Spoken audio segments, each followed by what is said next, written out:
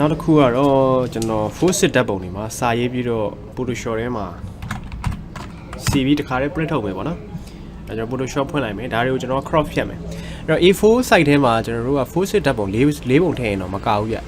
ဟို set ကြီးနဲ့ထုတ်ရင်တော့တစ်မျိုးပေါ့နော်အဲ့တော့ full sit ဓာတ်ပုံ size ကိုကျွန်တော် size လေးနည်းနည်းတော့ short ပေးရမယ်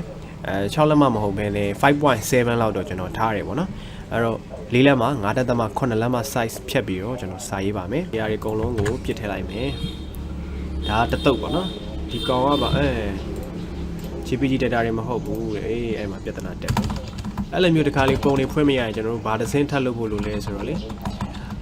ကျွန်တော်တို့ဒီ format factory software နဲ့ GPG လေးပြောင်းပေးဖို့လိုတယ်အဲ့တော့ပါ picture ထဲမှာ GPG format ကိုနှိပ်တယ်ဒါတွေကိုဆွဲထည့်တယ် okay step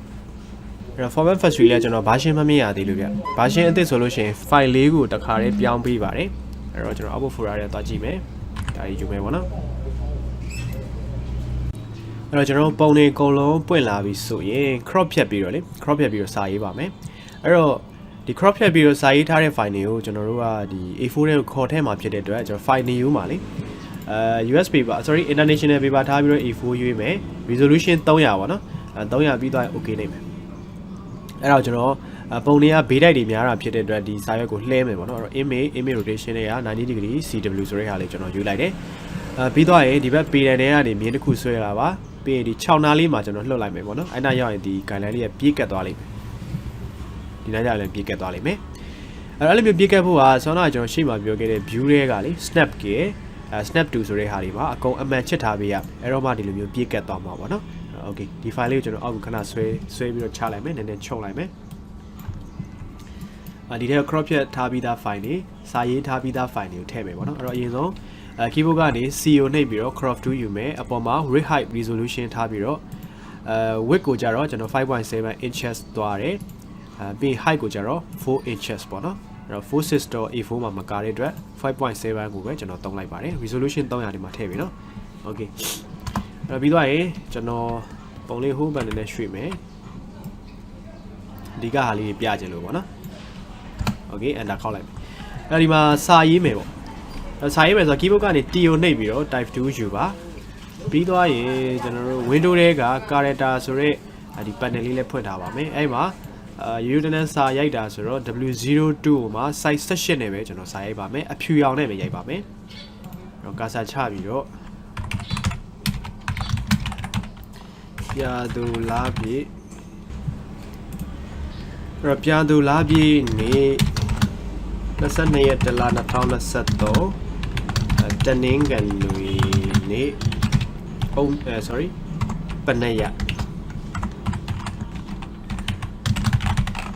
control enter ခောက်ပြီးတော့ကျွန်တော် cursor ဖြောက်လိုက်မယ် move to ရဲ့ shortcut က bui เนาะအဲ့တော့ဒီဟာလေးကိုကျွန်တော်အလဲကိုရွှေ့လိုက်မယ်ဒီနေထားပေါ့ဒါလေးကို center ကြရင် control ကြီးနှိပ်ပြီးတော့အပေါ်ကဒီ option bar မှာဒီမှာ scale sorry align horizon နဲ့ center ဆိုတဲ့ဟာလေးနှိပ်လိုက်ရင်ပုံရဲ့အလဲတဲတွေကိုရောက်သွားလိမ့်မယ်ပေါ့နော်အဲ့ဒါလေးကိုကျွန်တော်ကဒီတိုင်းမထားဘူးဒီတိုင်းထားလို့ရှိရင်တချို့ပုံတွေကြတော့ဒီစာလေးကိုဒီတိုင်းပဲသွားထည့်တဲ့အခါမှာမပေါ်တာမျိုးရှိတတ်တယ်ပုံတစ်ပုံနဲ့တစ်ပုံကအလဲမောင်မတူဘူးလေအဲ့တော့ဒီစာလေးကိုကျွန်တော်ကဘာလုပ်မလဲဆိုတော့အဲ့ layer ကို double click နှိပ်ပြီးတော့ layer style နဲ့ကိုဝင်လိုက်ပါမယ်ပြီးတော့ stroke ထဲမှာ save ကိုအနက်ရောင်နဲ့ကျွန်တော်ကုတ်မယ်ပေါ့နော်ထူထူလေးကုတ်လိုက်မယ် 5 လောက်ပေါ့5သို့မဟုတ်6လောက်ပေါ့နော် okay အဲ့ဒါလေးထည့်ပြီးသွားတာနဲ့ okay နှိပ်မယ်အဲ့တော့ပုံမှန်ဆိုရင်တော့တခြားပုံတွေတဲကိုကျွန်တော်တို့က crop ဖြတ်ပြီးသွားပြီဆိုလို့ရှိရင်ဒီစာရေးဒီလိုမျိုး mouse နဲ့ဆွဲသွားရမှာလေအဲ့တော့ကျွန်တော်ကအဲ့လိုမျိုးကြီးမသုံးချင်ဘူးအဲ့တော့မသုံးချင်တာဖြစ်တဲ့အတွက်ကျွန်တော်ဘယ်လိုလုပ်မလဲဆိုတော့ဒီစာလီယာကိုအားလုံးစာတွေလည်းမှန်ပြီးပြင်စရာလည်းဘာမှမရှိတော့ဘူးဆိုရင်တော့ကျွန်တော်ကအကုန်လုံးပေါင်းလိုက်တော့မယ်ပေါ့နော်ဒီမှာက22ရက်မဟုတ်ဗျာ9ရက်တလားနော်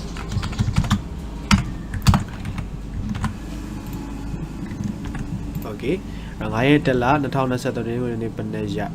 okay ဆိုတော့အဲ့ layer ကိုကျွန်တော်ဘာလုပ်မလဲဆိုတော့ pixel layer ဖြစ်ပြောင်းလိုက်တော့မယ်ဘာမှပြင်စရာမရှိဘူးမှန်သွားပြီဆိုတာ ਨੇ အဲ့ဒီစာလီယာပေါ် right click ထောက် restore right type ဆိုတဲ့ဟာလေးပြောင်းလိုက်ရင်ဒါ pixel layer ဖြစ်သွားပြီဒီတိုင်းလဲကျွန်တော်က copy paste လုပ်လို့အဆင်မပြေဘူးဒီတိုင်း copy paste လုပ်လိုက်လို့ရှိရင်ဒီ layer style ပါလာမှာမဟုတ်ဘူးပေါ့နော်အဲ့တော့ကျွန်တော်ကဒီမှာထည့်ထားတဲ့ layer style ပေါ်ကို right click ထောက်ပြီးတော့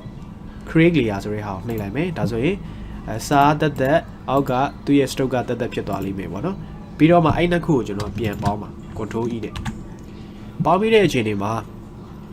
ကျွန်တော် copy paste လုပ်တော့မယ်ပေါ့နော်အဲ့တော့ဒီစာလေးရာကိုရွေးထားပြီးတော့ control A နှိပ်ပါပုံတစ်ပုံလုံးကို selection ရသွားလိမ့်မယ် control C ကိုနှိပ်ပြီးတော့ copy လုပ်ပါ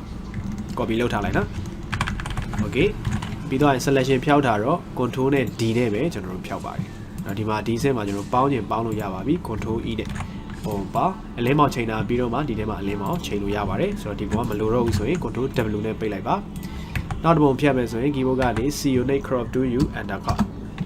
တခြား version တွေကတော့ mouse နဲ့ဖိဆွဲပေးရလိမ့်မယ် CC version ကတော့ frame crop frame ရတခါတည်းပေါ်နေတာဖြစ်တဲ့အတွက် enter တန်းခေါက်လိုက်ရုံပဲပေါ့နော်အဲ့တော့ page ချတော့မယ်ဆိုတော့ move to V ကိုယူထားပြီးတော့ control နဲ့ V နဲ့ page ချလိုက်ရင်ရပြီဒီနောက်လောက်မှာထားမယ် control A အလဲစင်တာညှိလိုက်မယ်အဲ့မှာ control E နဲ့ပေါင်းတယ်ဒီကိုလာထည့်တယ် control W နဲ့ထွက်တယ်ပေါ့နော်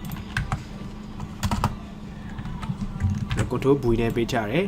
တချို့ပုံတွေကျတော့အပေါ်မှာထားပြီးပေါ့control E နဲ့ပေါပြီးဆွဲထည့်အလဲမောင်ကဒီဘက်စာရွက်ထဲရောက်မှကျွန်တော်တို့လုပ်လို့ရပါတယ်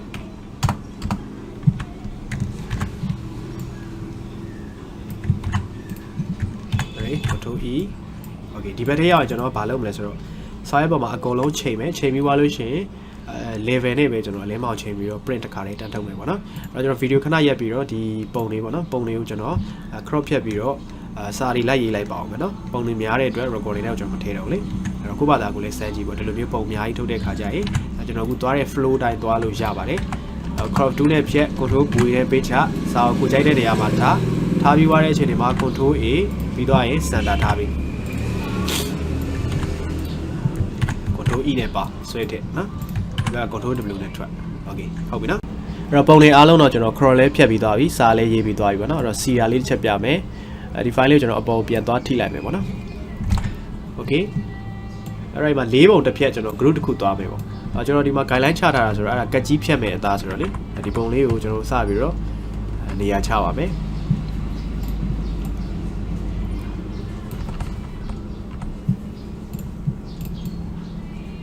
အဲ့တော့ဒီလိုမျိုးလုပ်တဲ့နည်းတွေလည်းကျွန်တော် Photoshop သင်တန်းမှာအသေးစိတ်သင်ပေးပါတယ်ဒီဟာတွေပြင်ပေါ်တခြား computer နဲ့ပတ်သက်တဲ့ဟာတွေ B9 နဲ့ပတ်သက်တဲ့ဟာတွေအကုန်ပါပါတယ်စာအုပ်ကာပါဆွဲတာတို့ bouncer တွေကစပါတော့ okay တော့အလင်းမောင်ချိန်မယ် control L level နဲ့ပဲကျွန်တော်သွားလိုက်မယ်အဲ့တော့ mid tone နဲ့တင်မယ်ပြီး shade နဲ့ပြန်ချမယ်ပေါ့နော်တချို့ printer တွေကျတော့အဲ့လိုမျိုးအဲမှာလင်းတယ်ဆိုပြီးပဲပြင်ထွက်လာရင်ဒါမှောင်လာမျိုးရှိတယ်ပေါ့နော်အဲ့ဒါ monitor color မှန်မှန်လို့ပြအဲ့တော့ monitor ကို color မှန်မှန်လေးသုံးရင်တော့ camera ထဲမှာချိန်တဲ့အတိုင်းအပြင်ကထွက်ပါတယ် LCD monitor ရဲ့သဘောက camera ထဲကအတိုင်းအပြင်ပါအဲ့ဒီတိုင်း quality မထွက်ပါဘူးအဲ့ဒီပုံလေးကိုကျွန်တော် group တစ်ခုဖွဲ့လိုက်တယ်ပေါ့နော်အဲ့လိုမျိုးအောက်ကပုံရဲ့အရာပေါ်မှာအပေါ်ကပုံလေးတွားပြီးထိရဆိုတော့ဆောနာဒီ window တွေက sorry view တွေက snap to မှာအကုန်လုံးအမှန်ချစ်ထားမှာရပါလိမ့်မယ်အဲ့တော့ကျွန်တော်ကစာအုပ်အဖြူရောင်သုံးထားတာဖြစ်တဲ့အတွက်အလဲမောင်ချိန်စာအုပ်တွားပြီးတော့မထိခိုက်ပါဘူးအဲ့ဒါကြောင့်အဖြူကိုအနက်ကွတ်တဲ့ style နဲ့ကျွန်တော်သုံးထားတာပါတကယ်လို့အနက်ကိုအဖြူသွားကွတ်ပြီးတော့အခုလိုမျိုးပေါင်းထားတဲ့စာနဲ့ပုံနဲ့ပေါင်းပြီးသွားတဲ့အချိန်ဒီမှာအလဲမောင်ချိန်လိုက်အဲ့ဒီအနက်ရောင်လေးမှာသွားပြီးတော့ဘာဖြစ်လိမ့်မလဲဆိုတော့အလဲမောင်သွားပြီးတော့ဖြစ်သွားလိမ့်ဒီမှာတော့မဖြစ်ဘူးဘာလို့လဲဆိုတော့ကျွန်တော်စာကိုအဖြူသုံးထားလို့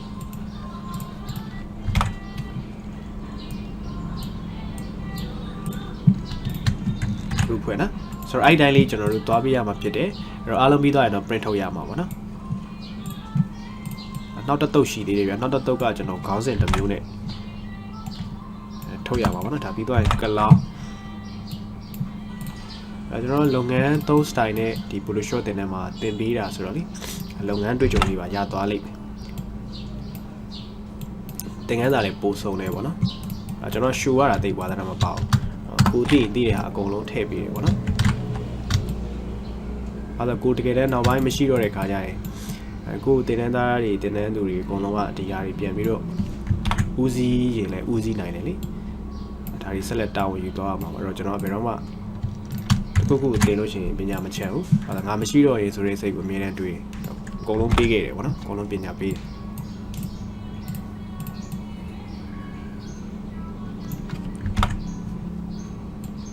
โอเคတိတ်ပြီးတော့ချိန်ကြတော့မလို့ဗျ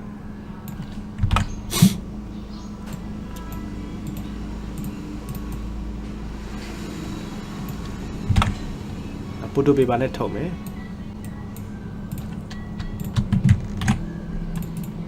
တော့ Photoshop ကိုအခုမှစသုံးတဲ့သူတွေတစ်ချက်ပြောချင်တာလေအဲ့လိုမျိုးပြောက်တော့ဗီဒီယိုတွေကတော့တချို့တစ်ဝက်တော့အသုံးဝင်လိမ့်မယ်ဗျတကယ်ကြတော့ကိုယ့်အတွက်တစ်ခုခုလိုအပ်လာတဲ့အခြေအနေမှာအဲ့ပြောက်တော့ဗီဒီယိုတွေကမရှိတဲ့ဟာမျိုးဆိုရင်တိုင်ပတ်လိမ့်မယ်အဲ့ဒါကြောင့်ကျွန်တော်တင်တန်းဆိုတဲ့ဟာကတက်ဖို့လိုလာတာပေါ့နော်အခုဘာသာကိုလေးလာလဲရတယ်ကိုဘာသာကို substrate တွေပေါ့တခုတော့ရှိအဲ့လိုလေးလာရင်တော့ဗီဒီယိုတွေကတော့တည်ရတိုင်း online မှာပြောက်တော့တွေဖြစ်နေလိမ့်မယ်ကျွန်တော်တို့ကလည်းပြောက်တော့လေးလာခဲ့တာကောင်းတော့လည်းကောင်းတယ်ဒါပေမဲ့စနစ်မကျတဲ့အတွက်တခုခုဆိုရင်ကိုကဆက်မပြေဘူးဒီလိုက်လောက်ရတယ်